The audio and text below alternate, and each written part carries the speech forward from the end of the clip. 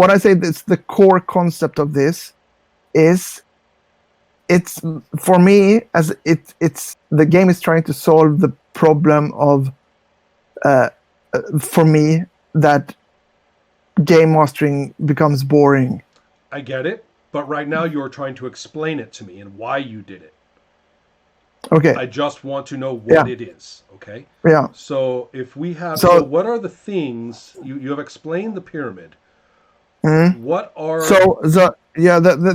this is where agency comes in. Because traditionally the adventure scenario is totally on the authority side of the game master. Mm-hmm. I mean, there might be a kind of... In the old school, you could what adventure should we play next? I have this module and this one, but in this case, you actually as a player, you decide what or which of these cards should be in the focus for one scene, and that's the agency of the players towards the game master. Mm-hmm. And that's a core concept of this. Sure. That is perfectly fine and perfectly, how am I going to put it? It sounds like you are trying to convince me that that's good. It's good. I get it. No, but I'm not sure at all if it's good. But that's at the moment we are it is good in principle. Okay? Yeah. There's nothing wrong with the principle. So, no. And then we have, this is on the mid-level here. Yeah. And on that level, there is some mechanics evolved around that that kind of helps the game master and the players to collaborate. Yes. Collaborate or co-create, more or less. It could be conflict. Without over-explaining, just answer me yes or no. Those contextualizing rules at the mid-level, are they written on the cards?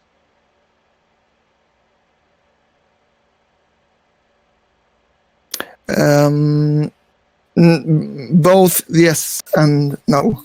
Okay. That some of them are written on the cards. Okay. That means, yeah. Good. So that means we have, I'm going to call it, I don't know what you call it. I'm going to call it the rule booklet that you always use at the top of the pyramid, right? Yeah. That's a separate document. Yes, I know. Yeah. And that's why there's one. I said one. Okay? It's right here. I'm holding it. Yep. Then over here, we have whatever cards have been chosen. And they tell us a lot. Yeah. We are looking at the cards there on the table or something. I don't know. We are looking at them. And we now know, it's as if now we are seeing the entire rulebook. Yeah. Okay? On some of the cards, and in some ways, we now know more about how to use our booklet, our main book. Yeah. Okay. You cannot read the book, the booklet without reading exactly. that. So these are the specifications and applications for this. Correct. Okay. Yes. So with that in mind, I want to get away from a particular topic. I don't want to talk about the variety of the 10 cards or the difference between this pack of 10 and that pack of 10. No, I don't it's not at all. That. We are going to, what we need to talk about is, now that we have our cards to use, now my questions involve the processes that we are going to do all along the bottom of the pyramid. Yeah. I want to go in there.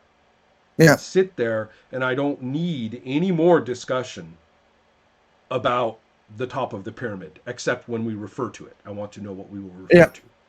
So I agree. So what we have then is one. Do you want on a mechanic level, kind of? No. No. I want to ask questions. Yeah. I don't want you to explain through the process. I want to ask questions and get answers. Yes. So let me quickly make some notes here. Outcomes and narrations. Okay. Now, if we are looking at the cards and we have some idea now of the situations, perhaps the scenario. How much more processing do we have to do?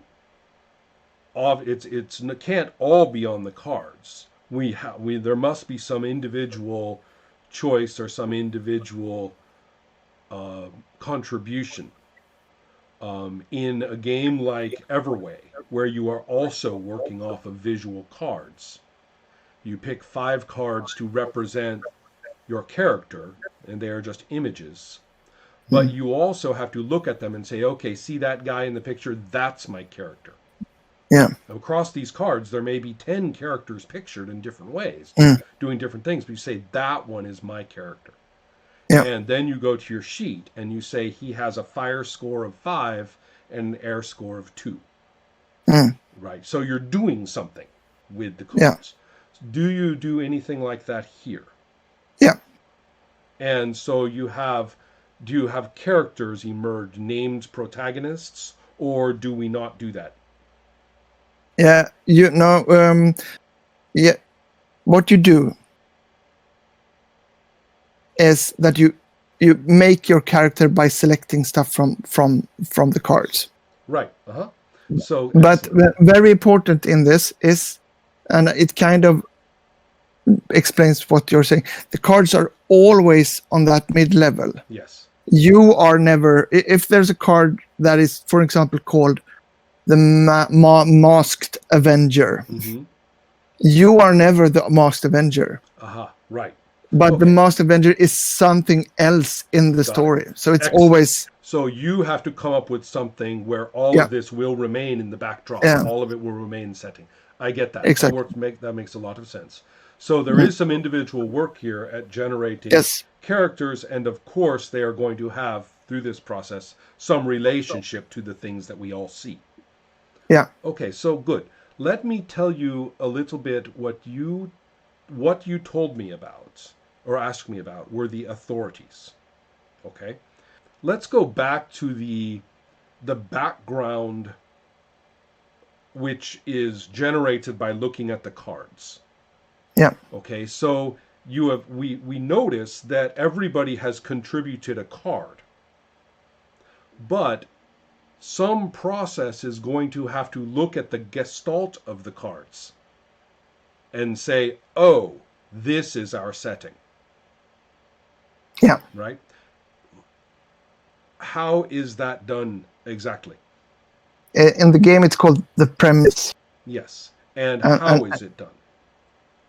It's a sequence of selecting stuff from lists. Excellent. Actually. Okay.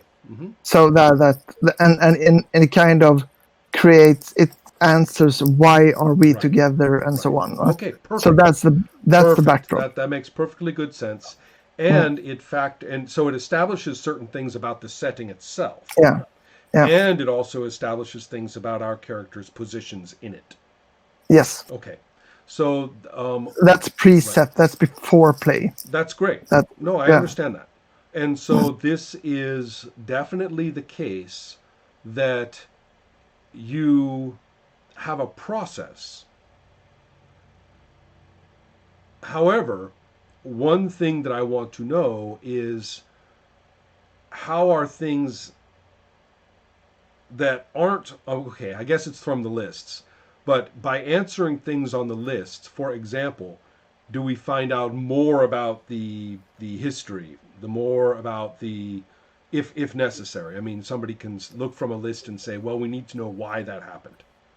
I mean, does that, I'm not sure I'm asking this correctly. Let me see. Got it. When we are all working from these lists, is this a negotiated group discussion, or is it like the cards where we just answer things off the list and put it down and everybody just has it?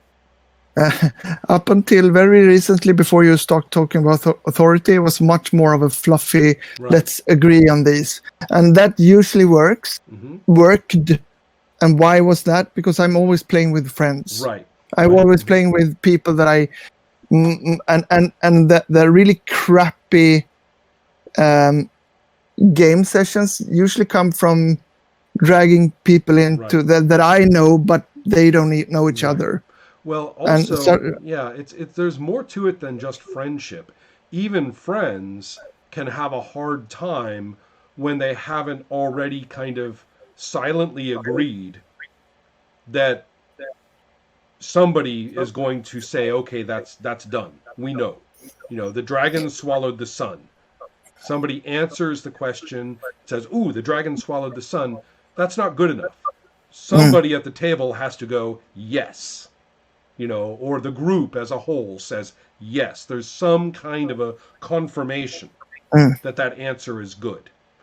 And I also, I mean, this was why the discussions about authority and stuff like that made a lot of sense to me, because I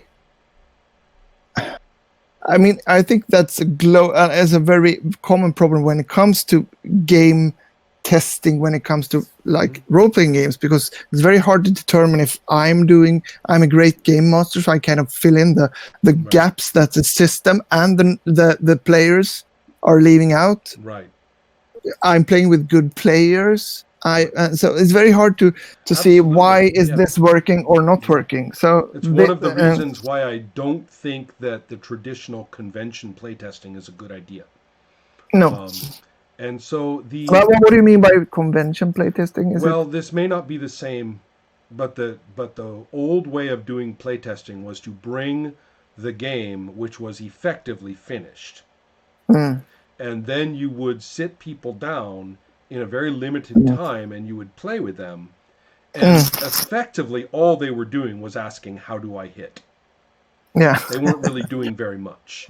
No. And they were playing the character that you handed them on a sheet, and they were doing what you were telling them to do. Now it's time for you to roll investigation. Now it's time for you to do this. Now it's time for you to do that.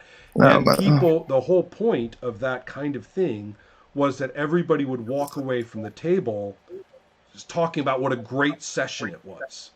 Yeah. And so it wasn't playtesting at all. It was promotion. Yeah. And so I see those kind of. Oh, it's a very bad idea. You can say it's a very bad idea. Say 150 people playtested this game, and there wasn't any playtesting at all. No. Right. I mean, what I'm actually interested in this phase of my game is to give it to someone else. Yes.